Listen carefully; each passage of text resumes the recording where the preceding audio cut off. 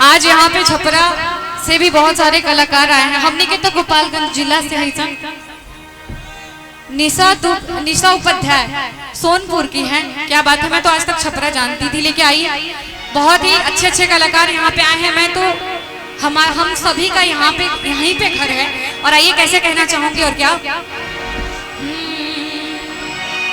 फैसला हम कर चुकल हैं, तहरे से मांग भरवाई, दुल्हन बन के डोली चढ़ के तोहरे अंगन बजाई। और कैसी खबर का क्या बात है, क्या बात है।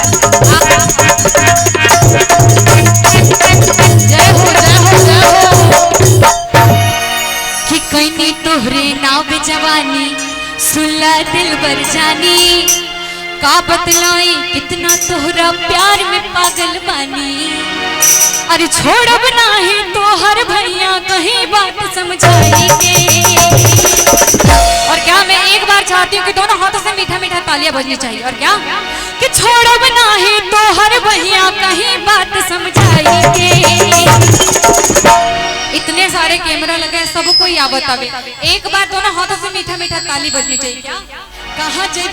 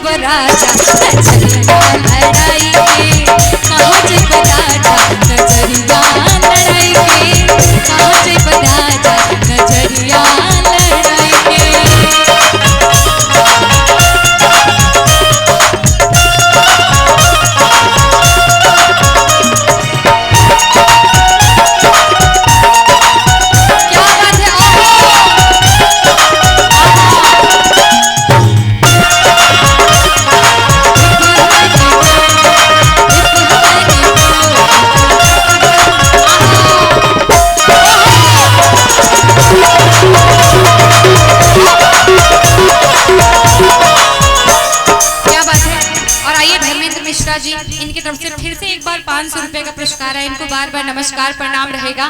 और कैसे कहे के बार का कि सैया मारला कढ़ैया में गरैया मछरी। लेकिन कैसे एक जानी पत्नी से अपन पत्नी से एगो पति कैसे कहतारन और का कहतारन कि कहेला कि रेडी राख पीस के मसाला हो, अलूनी पहिर के भोरे भोरे जाला हो, आ खूब मटकाई के कमार पटरी, खूब मटकाई के कमार पटरी। और का थोड़ा सा ठुमका होना चाहिए। और कैसे कि सैया मारला कढ़ैया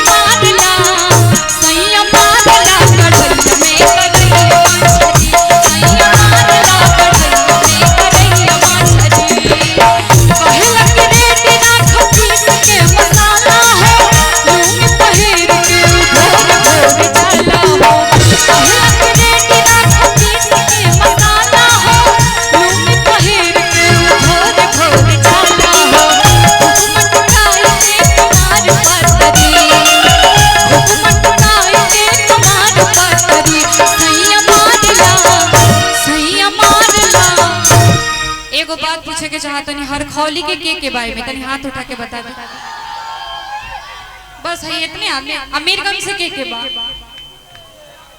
ए जी सिरिसिया के लोग बतानी हाथ उठाओ तो सिरिसिया के लोग।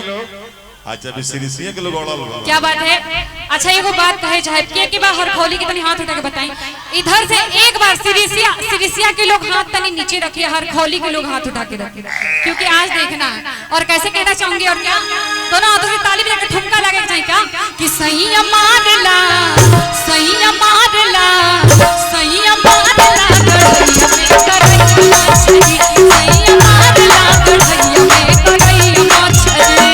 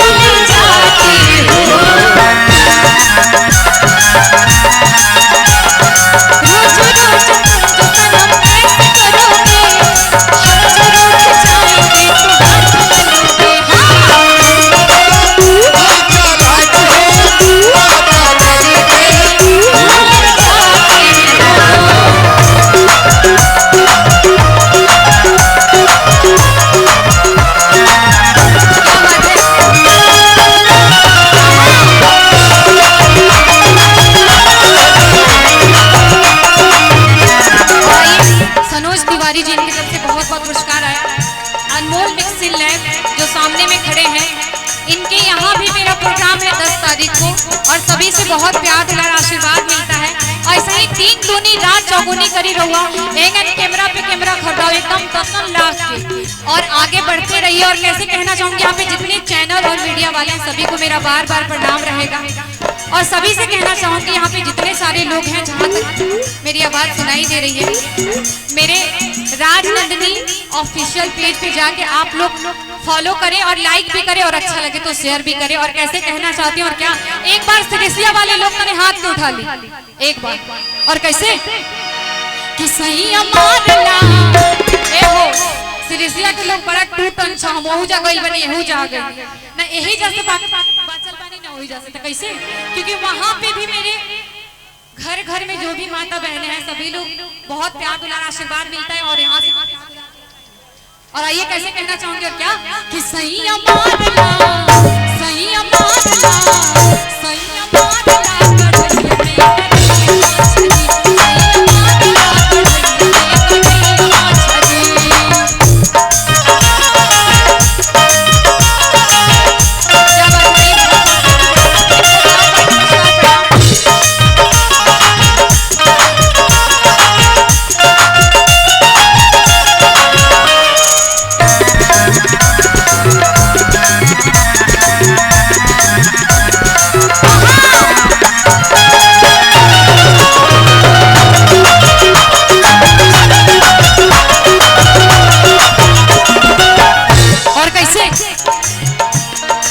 हथवा लगा के खूब टोइया अगल छटक के तो मुहवा बनावे हथवा लगा के खूब टोइया अगल छटक के तो मुहवा बनावे पकड़ के सिधरी तो पकड़ का तरी पकड़ के सिधरी तो पकड़ का तरी सही मारला सही मारला सही मारला गड़ैया में करैया मछली सही मारला गड़ैया में करैया मछली